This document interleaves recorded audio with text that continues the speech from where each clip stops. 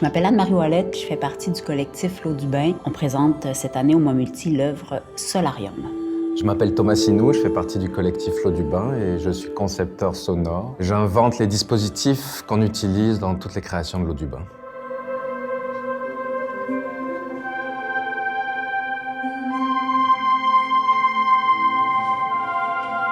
Solarium, j'aime à dire que c'est un studio d'enregistrement pour les plantes.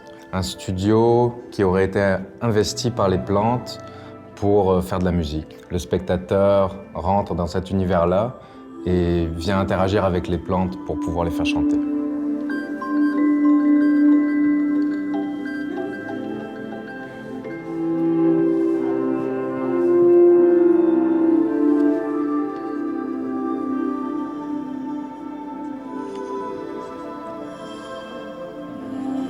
C'est une œuvre interactive, mais dans laquelle on a envie que les gens puissent passer du temps. C'est aussi un endroit à habiter. Donc, dans l'installation, il y a 38 plantes en tout, puis il y en a 16 qui font de la musique. Elles sont réparties en petits îlots, donc il y a 4 îlots dans lesquels il y a 4 plantes musicales. On les a identifiées, on s'est demandé beaucoup est-ce qu'on les identifie, est-ce qu'on laisse le bonheur aux gens de se promener puis de tester. On a mis une belle pastille jaune dans celles qui font de la musique. Donc moi, ma partie principale, c'est de faire en sorte que le dispositif soit sensible d'un point de vue sonore. La plante est juste le sensor, c'est-à-dire je transforme la plante en une sorte de gros bouton avec des feuilles. Quand on va toucher le bouton, ça va faire comme un clavier de musique, c'est-à-dire que la plante, c'est vraiment un clavier MIDI. Et ensuite, le son produit par mon ordinateur est diffusé dans des haut-parleurs cachés un petit peu partout dans l'espace. Dans chaque plante, il y a un petit fil qui est planté à l'intérieur du pot de terre qui mesure la capacitance de la plante. Quand quelqu'un interagit avec une plante qui est connectée, il change cette capacitance-là.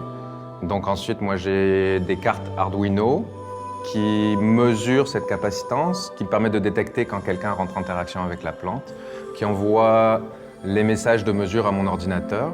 Dans mon ordinateur, ensuite, j'ai un logiciel qui me permet de traiter toutes ces données-là, qui s'appelle MaxMSP, et qui les traduit ensuite en signaux MIDI, qui l'envoie à un autre logiciel qui gère toute la partie musicale, qui s'appelle Ableton Live. Mon patch Max, il y a d'abord tout ce qui est réception des données, c'est-à-dire quelle plante est en action. Donc, une fois qu'il a récupéré ces données-là, la donnée, elle est traitée pour m'assurer qu'elle est fiable, pour éviter les fausses données qui pourraient faire chanter les plantes un petit peu inutilement. Et ensuite, cette donnée-là, elle est juste transformée en une note de musique comme si on appuyait sur un clavier MIDI. Et c'est ce message-là qui est ensuite envoyé à mon live. La méthode que j'ai trouvée la plus efficace, c'est juste de me créer un seuil, le seuil minimal du moment où la personne rentre en contact avec la plante. C'est ça que je détecte et c'est ça qui retransmet ensuite l'information à mon ordinateur pour créer de la musique. Donc ce qui fait qu'au final, si j'ai d'autres données qui viennent par-dessus, ces données-là, elles seront traitées comme toutes les autres. Donc ça me permet pour moi d'avoir quelque chose qui soit très clean, puis pas de données trop difficiles à traiter. De cette manière, je trouve que c'est beaucoup plus efficace parce que ça permet d'avoir un rapport direct avec la plante. Et ensuite, c'est dans les variations du son qui sont programmées dans mon ordinateur, dans Ableton Live, qui va pouvoir donner l'impression au public qu'en fonction de où on touche la plante, de comment on la touche, si on la pince, si on la caresse, si on la touche plus ou moins longtemps, ça va lui donner l'impression que c'est vraiment lui qui fait changer toutes ces affaires-là. Mais en fait, absolument pas, ça c'est de la magie.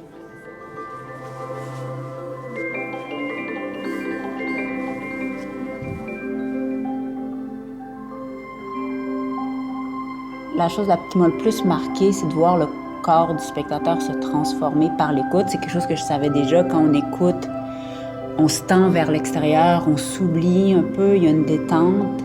Et là, de voir quelqu'un entrer dans l'espace, toucher une plante et se tendre vers la plante pour en savoir plus, et ça change le corps complètement. Pour nous qui faisons de l'art vivant, qui sommes très sensibles au corps, mais là, nous, on a mis ça en place, on est sortis, et là, on regarde les visiteurs se promener, ils deviennent un peu les acteurs de cet espace. On l'a pensé beaucoup pour les enfants et la famille, ça c'est important de le dire. C'était important pour nous que ce soit super accessible, que tout le monde puisse y trouver son compte. Donc c'est sûr que les enfants ils sont peut-être plus dans une énergie de curiosité, de pouvoir en toucher le plus possible. D'autres personnes vont vouloir y aller très lentement, et essayer toutes les variations.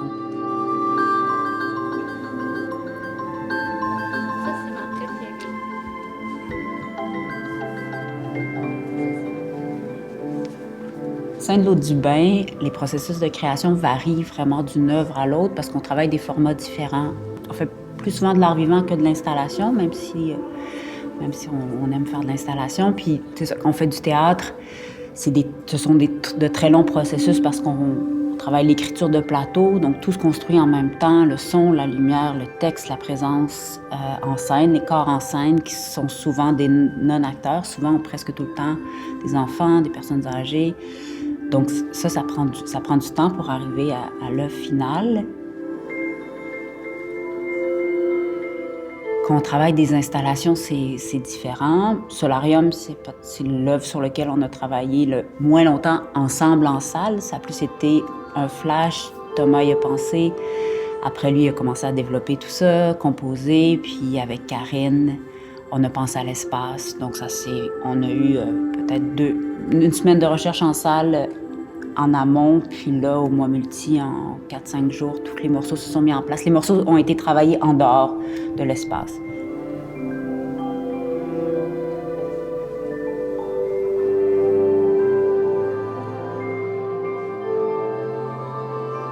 Le besoin de l'œuvre va induire le processus de création. Puis je pense que c'est pour ça que j'aime faire ça, c'est que ça m'amène à faire des choses que je ne ferais pas autrement. Pour faire le son de l'air et froid, on est allé habiter dans une cabane sur le lac Saint-Jean pour écouter les sons. C'est quand même assez le fun, là. C'est pour ça que l'écoute, c'est vraiment le premier geste de notre travail. Nous, de se mettre à l'écoute d'environnement parfois, de mettre les autres à l'écoute au sens empathique, mais surtout sensoriel, là.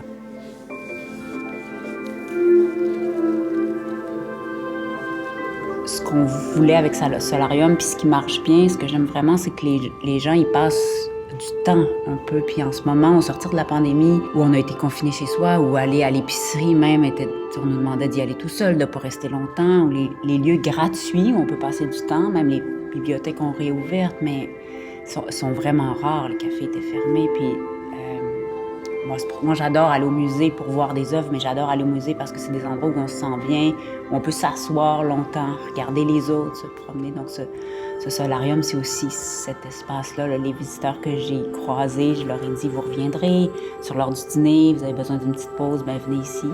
J'espère qu'ils vont le faire.